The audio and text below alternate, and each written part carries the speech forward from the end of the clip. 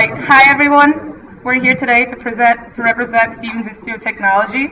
We'll be presenting our senior design project, sail-assisted bulk carrier, and I'm Nilsu Uyguner. I'm Austin Shaeffer. I'm Marcia, and we actually have a fourth team member, Colin, but he unfortunately couldn't make it. So the sail-assisted bulk carrier is designed to address the pressures from the growing environmental regulations and the erratic price of oil. The design implements sails to harness the renewable wind energy to reduce fuel consumption and the dependence of oil. Our main focus is the economic analysis of the investment. So I'm going to be talking about the background and the design concepts that we went through, and Austin will be talking about the sail design, and Marcia will be talking about the hull design, machinery, general arrangements, and finally the economic analysis. So before we start talking about our project, to give you guys a background, in the 1980s, because of the oil crisis, Japan invested in 2 projects to implement sails on bulk carriers. So the main project was Osiki Pioneer that was built in the 1980s. It was a successful project, but it was a lot smaller than an average bulk carrier, and the oil prices went back down to being low, so people started moving away from this as they didn't really need to implement new designs. And since then, the oil prices have been low. They haven't been consistently high, so not many projects have been made. And another main concern of the operators and the owners is that the operation and the maintenance cost of this new design, and we all know that the maritime industry is a conservative industry and there's not much room for change. So as I mentioned before, the emission regulations have been getting stricter and stricter every day. As you can see on this timeline, MARPOL was created in 1973, and the first regulation wasn't adopted until 25 years later. But since then, there's been more revisions being made, and every 5 years, new regulations have been adopted. So an average Panamax-sized bulk carrier burns around 40 tons of fuel a day. And the fuel cost takes up to 50 to 60% of the operation cost. In a 25-year lifetime of ships, this is a big concern. As you can see on the right, this is a West Texas Intermediate crude oil price chart for the past 25 years, which, if a ship was built in the 1990s, this is the crude oil prices that it would go through. And as you can see, the price change is erratic, and it would go from a minimum of $16 per barrel to a maximum of $145 per barrel. With the 900% change in oil price, which would be reflecting an operation cost of 500% change. And as in the future, the oil will become more scarce and the oil price will increase. So before we started our project, we started thinking about the main concepts and considerations. We wanted to choose a common ship size and a route so that the operation would be in a ubiquitous nature. We wanted to keep the sail design very simple so that the installation, maintenance, and operation cost would be kept at a minimum. So basically, we wouldn't be giving the operators and the owners more reasons to say no other than the installation cost. Another thing we kept in mind is that the sails would be taken down under poor wind conditions or unsafe weather conditions. And the sails, we also thought about sails minimally impacting the operations, especially during import operations, underway operations, and we would be trying our best to stay on schedule. So I'm going to talk about the sail design and the sail analysis. So for the initial considerations, we had to determine the design constraints. So we determined that the maximum air draft was 190 feet based on regulations that are caused by the Balboa port. We also determined that the width of the sails could not exceed the beam of the ship. For operating constraints, we decided that we had to determine the operating conditions in ports and under severe weather. And then finally, we considered 3 different sail types. So we considered a soft sail, similar to the Dyna rig, as you can see on the Maltese Falcon in the top left. And then we also considered 2 softs, cloth sails of the rigid skeleton. And we decided two different designs for that.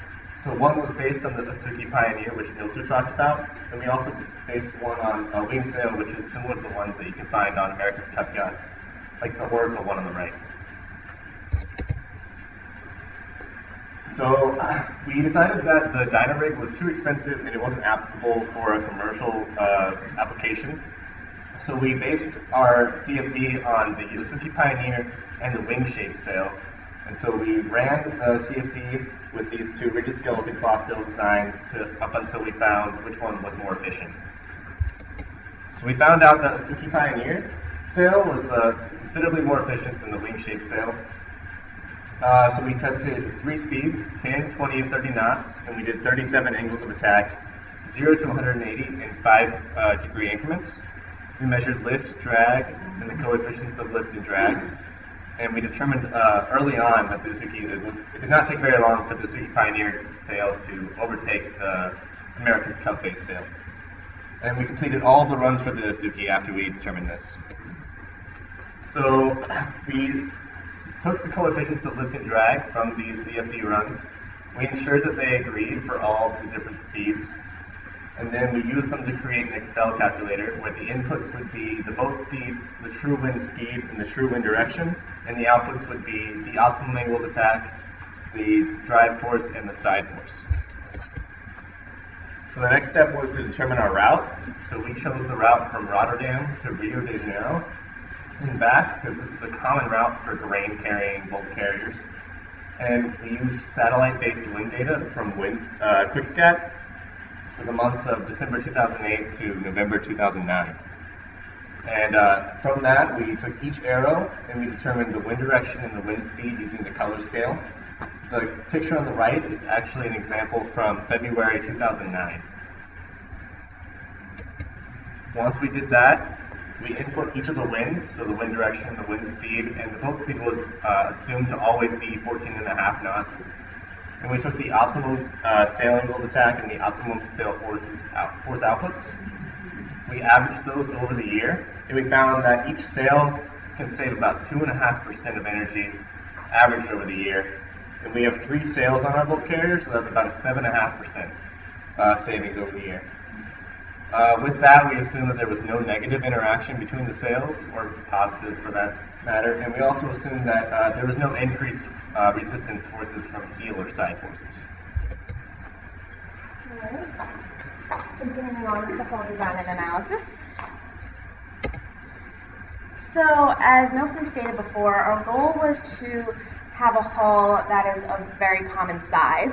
That's so that it can be easily relatable to many different vessels that exist out there already. So, we decided on the Panamax size fleet, and that is because as of 2014, currently, the Panamax fleet occupies 28.6% of the entire bulk carrier fleet. In addition to that, it also occupies 34.4% of orders on book for bulk carriers. Those are the majorities in both categories. So not only is it the most popular now, it is going to continue to be the most popular, which is what we wanted. Determining that, we then continued on with a parametric analysis of already existing Panamax-sized vessels. From the parametric analysis, we determined what our specification should be, and using lines from a very general bulk carrier design, we were able to come up with our first model. After some modifications due to the addition of the sails, we came up with our final specifications, which you can see up here. So our ship ended up being about 224 meters long and a deadweight of 71,900 deadweight tons, a very typical specification for a Panamax-sized bulk carrier. We decided to forego the bulbous bow, despite the many bulbous bows that exist out there on bulk carriers. This is because after some research, we saw that many companies are kind of leaning back towards the conventional bow.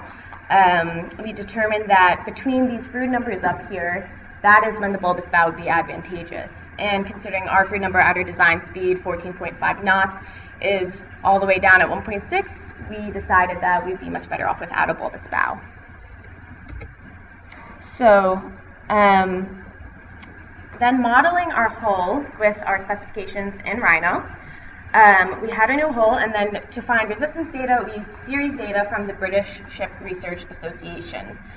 So the British Ship Research Association series data was developed from single screw merchant ships, and the criteria is stated up in the table here, and you can see also our actual specifications, and you can see they fit right into the criteria with a block coefficient of 0.85, beam to draft ratio of 2.23, and a speed to length ratio of 0.54.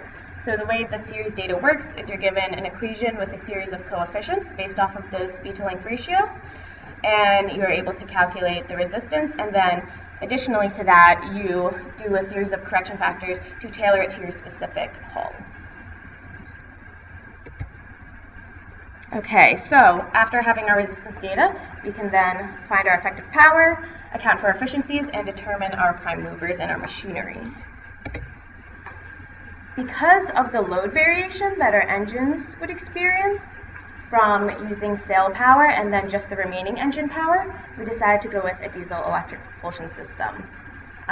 We utilized 2-man diesel engines, the 5G6, and these are pretty typical engines for Panamax-sized vessels. So feeding these into generators, we have a genset, which you can see above in this figure. It's a pretty standard diesel-electric setup, and each engine is capable of producing about over 13,000 kilowatts, which will produce power for not only the propulsion, the hotel loads, and auxiliary, but also the additional power that we would need for our sail systems, our automated motors for our sail tacking.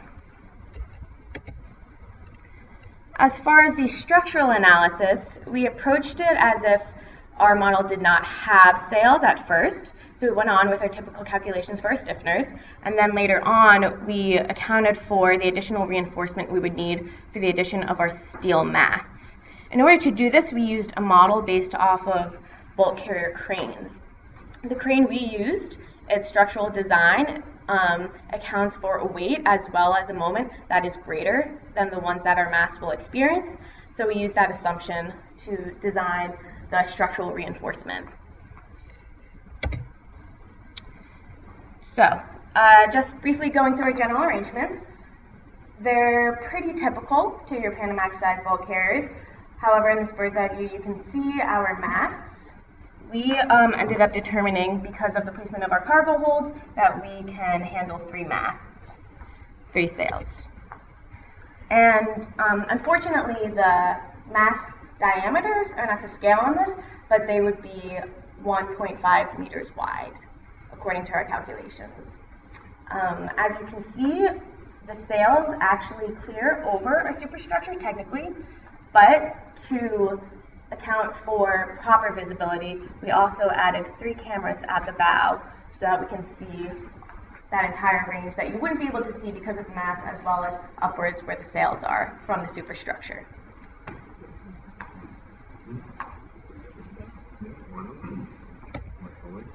All right, and so after finishing our entire design, we can finally go into the important stuff, the economic analysis.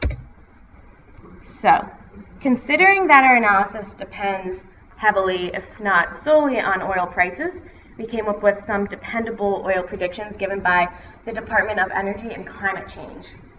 The DECC has these oil prediction scenarios from 2015, and they classify them in 3 orders: high, central, and low, just to cover all their bases.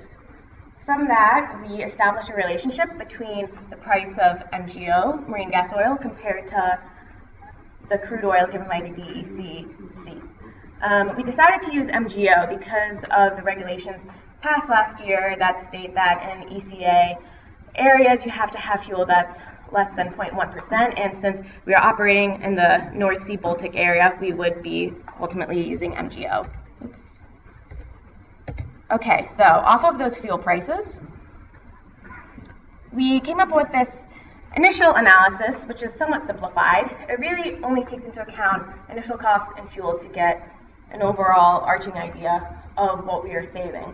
So if we're looking at a very positive view with the high oil prices, then we're saving a total of $46 million over the entire 25-year lifespan of the ship.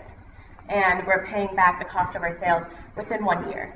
The initial cost of the sales being about $1 million, but does not account for repairs, replacements, maintenance. And then at the low side, we're looking at about $18 million for the total of 25 years, and we'd be paying off our sales also still less than 3 years. So good outcomes. They take into account 2% inflation.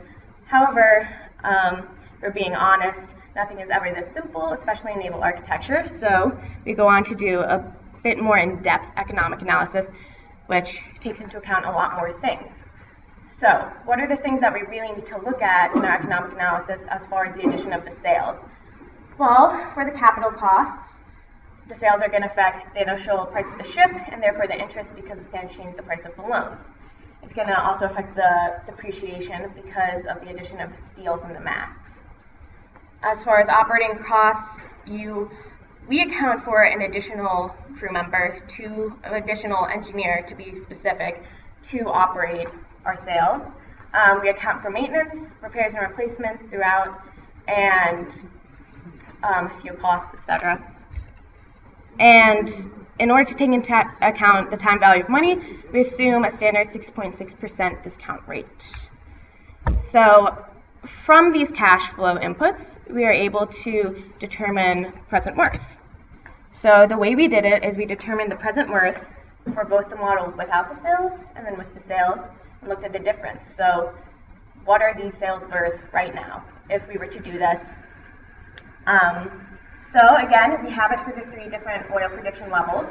So looking on the bright side, we have a present value of about $18 million for these sales that we're adding. Looking on the low side, we have $6 million.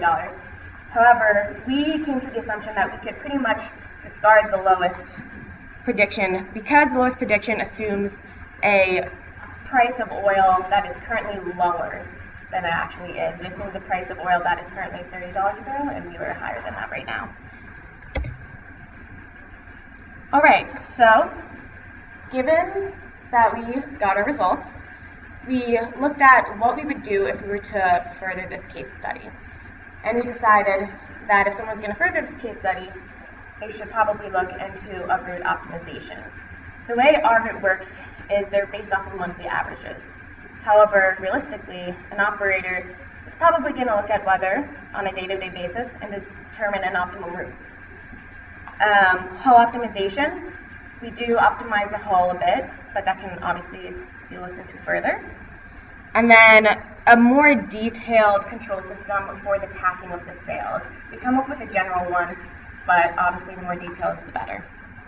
And then as far as the economic analysis itself, as I stated before, we accounted for an additional crew member and maintenance and repairs and replacements, but we did not establish exactly how this one crew member would operate and take care of these new systems. So that could be looked into further, given more time.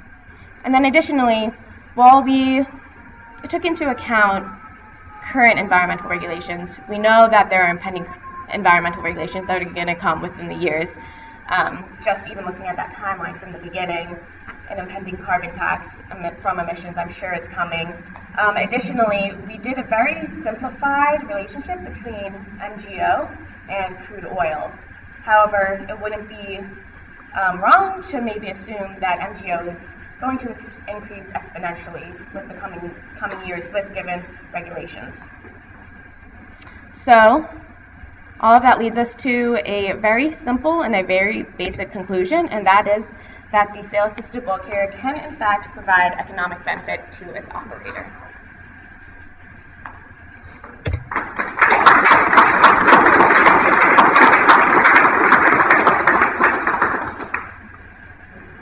Can you please describe the sails a little? Yeah.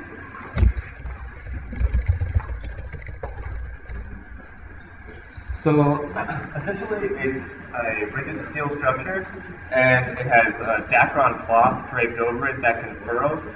So if you're in a bad weather condition, you can take down the sail cloth and all you have left is a steel mast and a steel skeleton that provides the shape of the sail.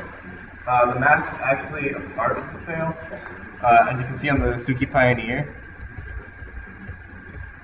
the mast was detached from the sail, and you had to create extra structure to hold the mast in and the sail together. But our sail is one, this is actually it right here. Any questions about the sail any further? Yes, the sail rotates 360 degrees. I would say much as 40, 50 years ago, that was going down. Those were rotating sails that was like a big pipe, but it was rotating. And it was calling it a pipe. And it was a huge battle, total battle. Is it what you do? I don't think we did research on that. No, most of the research was on the 65 year. Most of these bulk carriers, I see they have some kind of cranes also, like gantries which move across the deck. So when you have such cranes or gantries, how do you manage the sails? Like, is there flapping or when the cranes are moving above? So when we're in port, we're planning on furling down the sails so they don't get in the way of loading the bulk carrier. So the rigid structure of the sail would be turning towards the port, so it wouldn't get in the way of the cranes loading the ship. The bulk carriers that have cranes operate differently. Actually, so the bulk carriers that don't have cranes use port facilities to unload, and the bulk carriers that have cranes typically operate in ports that don't have infrastructure. So we assume that our bulk carrier would operate almost primarily in ports that have infrastructure, like Rotterdam and Rio de Janeiro. You assume that there will be more healing forces. I'm sorry? You have assumed that there will be more that there will be significant healing forces. Right. We have, in the sail calculator, if there was too much healing force, it exceeded, I think, a 5-degree heel angle, then we assumed that the sails were down and that there was no sail force. So, and if the apparent wind speed was over 30 knots, we assumed the sails were down. Maybe if the sails are down, maybe you actually didn't down on the deck. When the cloth itself is taken off of the sails. So you still have the mast, and you still have the skeleton, but you no longer have the entire sail.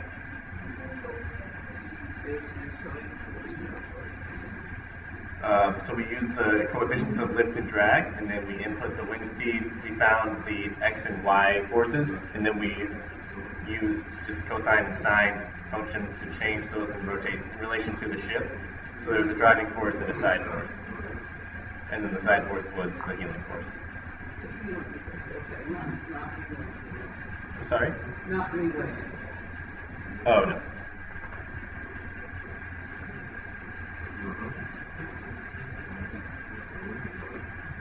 Any questions?